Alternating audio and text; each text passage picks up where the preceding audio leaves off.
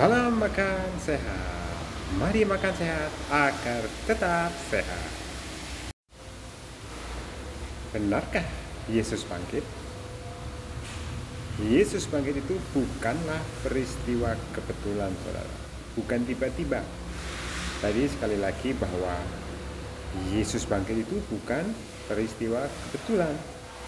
Lantas buktinya apa? Kemudian mengapa sih ia bisa bangkit? Saudara, jauh sebelum kematiannya dan kebangkitannya, Yesus sudah mengatakannya atau menyatakannya atau menyatakan dengan mengatakan. Nah, begitulah ya kira-kira ya. Yang pertama itu kepada ahli Taurat dan orang-orang Farisi. Ini kita bisa lihat di Matius 12 ya. Yang saya baca yang 40 saja. Sebab seperti Yunus tinggal di dalam perut ikan 3 hari 3 malam, demikian juga Anak Manusia akan tinggal di dalam rahim bumi 3 hari 3 malam. Hal ini dikatakan kepada ahli Taurat dan orang-orang Farisi ya. Oke. Kemudian yang kedua adalah kepada kedua belas murid-muridnya. Ya, pada waktu itu Yesus memberitahukan penderitaan untuk yang ketiga kalinya. Nah, di situ dia menyatakan bahwa dia akan bangkit ya. Itu dicatat di Matius maupun Lukas dan Markus, saudara. Saya baca yang di Matius saja ya, Matius 20 ayat 18 sampai 19.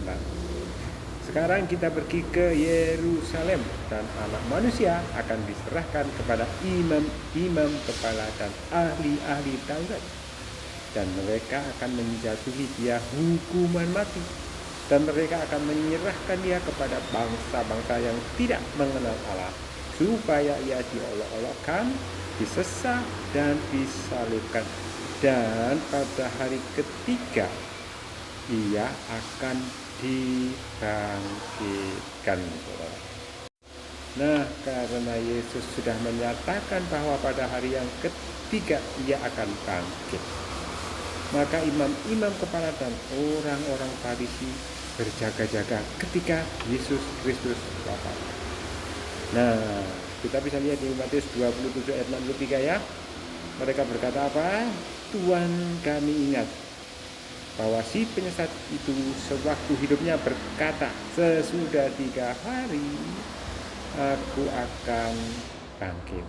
Ayat 64-nya, karena itu perintahkanlah untuk menjaga kubur itu sampai hari yang ketiga. Jikalau tidak, murid-muridnya mungkin datang untuk mencuri dia, lalu mengatakan kepada rakyat, ia telah bangkit dari antara orang mati, sehingga penyesatan yang terakhir akan lebih buruk akibatnya daripada yang pertama. Ya, saudara, kubur Yesus dijaga serdadu-serdadu agar aman dari pencuri. Namun demikian, semakin dijaga, saudara, maka semakin nyatalah bahwa Yesus memang benar-benar bangkit. Karena tidak ada celah untuk mengatakan mayat Yesus dicuri. Nah, dengan penjagaan super ketat, maka saksi kebangkitan Yesus itu semakin banyak dan meyakinkan, saudara. Nah, bagaimana dengan murid-murid Yesus, saudara? Ya, tetap saja murid-muridnya masih ada yang belum mengerti, dan sehingga Yesus harus menampakkan berulang kali kepada mereka dan bahkan mengingatkan mereka apa yang telah dikatakannya kepada mereka sebelumnya tentang Yesus. Nah, salah satunya di Lukas 24 ayat 7, saudara. Ketika itu muridnya, salah satunya adalah Kleopas, sedang berjalan ke Emmaus ya. Begini bunyinya, yaitu bahwa Anak Manusia harus diserahkan ke tangan orang-orang berdosa dan disalibkan dan akan bangkit pada hari yang ketiga.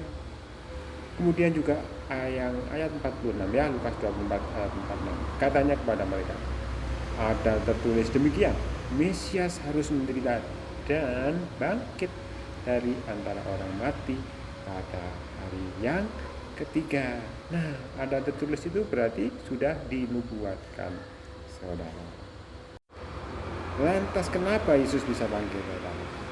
Ya, kita tahu ya, kalau yang orang Kristen mungkin tahu karena Yesus Tuhan kan gitu. Tapi sebenarnya di Yohanes 11 ayat 25 Yesus sudah mengatakannya. Jawab Yesus, akulah kebangkitan dan hidup. Ya, dia itu adalah kebangkitan dan hidup, saudara. Barang siapa percaya kepadaku, ia akan hidup walaupun ia sudah mati, saudara. Jadi kebangkitan Yesus itu adalah sesuatu yang penting, saudara. Karena kalau Yesus tidak dibangkitkan, sia-sialah iman kita.